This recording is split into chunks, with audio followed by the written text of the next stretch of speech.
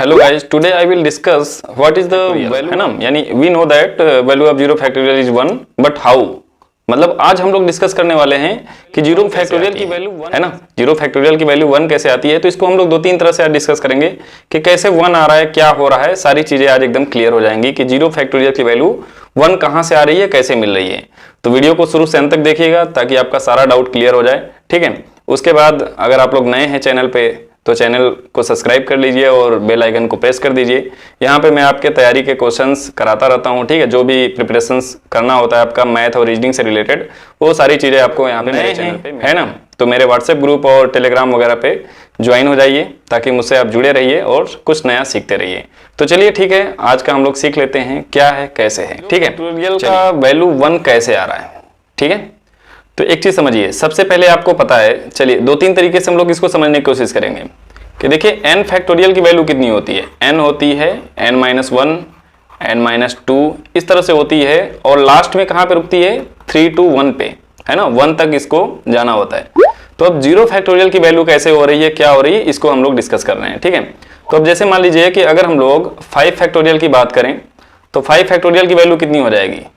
अब इसको आप ब्रेक करेंगे तो 5 है ना, फिर क्या आएगा 5-1, 5-2, फिर 5-3, 5-4, उसके बाद 5 तक नहीं जाएगा, क्यों, क्योंकि 0 आ जाएगा।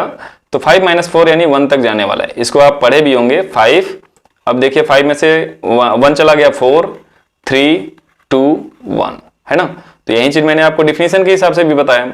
तो यानी 5 फैक्टोरियल को आप क्या लिख रहे हैं, 5 फैक्टोरियल को आप लिख रहे हैं 5 × 4 × 3 × 2 × 1, ठीक है। अगर आप इसको और थोड़ा सा ध्यान से देखें तो आप इसको देखिए क्या लिख रहे हैं, इस 5 को आप इधर, यहाँ पे जो 5 लिखा हुआ है इसको आप इधर डिवाइड में उठा लाइए तो 5 फैक्टोरियल अपॉन में 5 आ जाएगा और इधर क्या मिला, 4 × 3 × 2 × 1। अब क्या इधर जो डेटा लिखा हुआ है, क्या आप इसको 4 फैक्टोरियल लिख सकते हैं, बिल्कुल लिख सकते हैं। तो आप कह सकते हैं कि 4 फैक्टोरियल की वैल्यू कितनी मिली, यहाँ पे देखें 4 फैक्टोरियल की वैल्यू मिल गई 5 फैक्टोरियल अपॉन 5, क्लियर है। उसी तरह से अगर आप लिखना चाहें 3 फैक्टोरियल की वैल्यू कितनी हो जाएगी। अब देखिए यहाँ पे 4 है तो यहाँ पे 5 मिला है, तो 3 फैक्टोरियल की वैल्यू कितनी हो जाएगी, एक ज्यादा ना, क्योंकि जैसे यहाँ पे 4 था तो यहाँ पे क्या हुआ 5 हो गया, तो 3 है तो यहाँ 4 हो जाएगा, 4 फैक्टोरियल अपॉन 4 हो जाएगा। 2 फैक्टोरियल अपॉन 2 फैक्टोरियल की वैल्यू अगर लिखना चाहें तो क्या मिलेगा, 3 फैक्टोरियल अपॉन 3। 1 फैक्टोरियल की वैल्यू अगर लिखना चाहें तो क्या मिलने वाला है, 2 फैक्टोरियल अपॉन 2।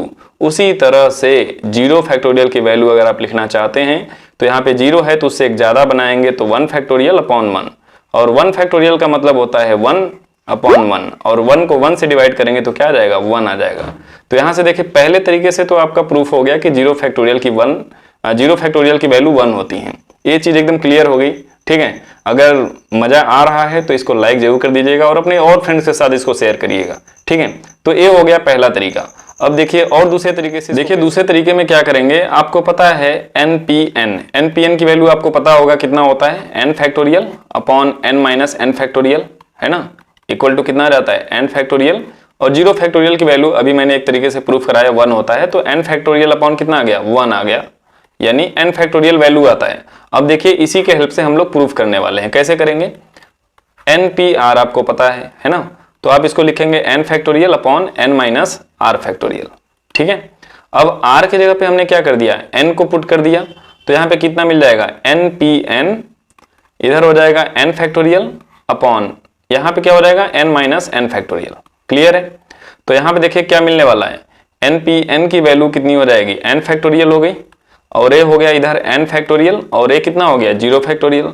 अब 0 फैक्टोरियल जब इस तरफ चला आएगा तो क्या हो जाएगा, 0 factorial equal to n factorial इधर डिवाइड में आ जाएगा तो हो जाएगा n factorial upon n factorial. अब a इससे कट जाएगा तो कितना मिल गया, 0 फैक्टोरियल की वैल्यू 1 आ गई। तो यहाँ से भी आप समझ के कर सकते हैं, बट यहाँ पे करने के लिए आपको 0 फैक्टोरियल की वैल्यू 1 थी, तो मैंने क्या किया, NPN का वैल्यू मुझे पता था n फैक्टोरियल होता है तो उसके हेल्प से किया है, ठीक है।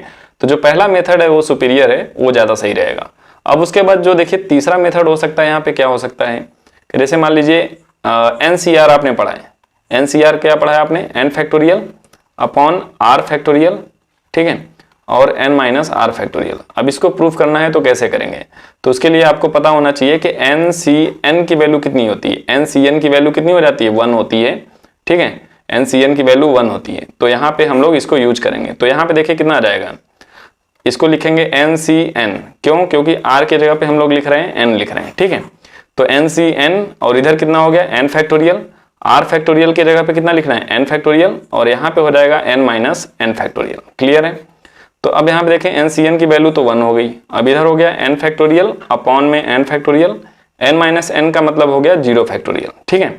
अब 0 फैक्टोरियल इस तरफ चला आएगा तो हो जाएगा 0 factorial equal to n factorial upon n factorial. अब n फैक्टोरियल से n फैक्टोरियल कट जाएगा तो कितना आ जाएगा, 1 आ जाएगा। तो यहाँ पे भी 0 फैक्टोरियल की वैल्यू 1 आपकी प्रूफ हो जाएगी, ठीक है। तो इस तरह से बहुत सारे तरीके हैं जिससे 0 फैक्टोरियल की वैल्यू 1 प्रूफ किया जा सकता है, बट बेस्ट वाला तरीका वही पहला वाला है, उससे आपको एकदम बिल्कुल ईजिली समझ में आ गया होगा कि कैसे 0 फैक्टोरियल की वैल्यू 1 आ रही है, ठीक है। तो चलिए ठीक है, वीडियो यहीं पे समाप्त करते हैं। Okay, thanks for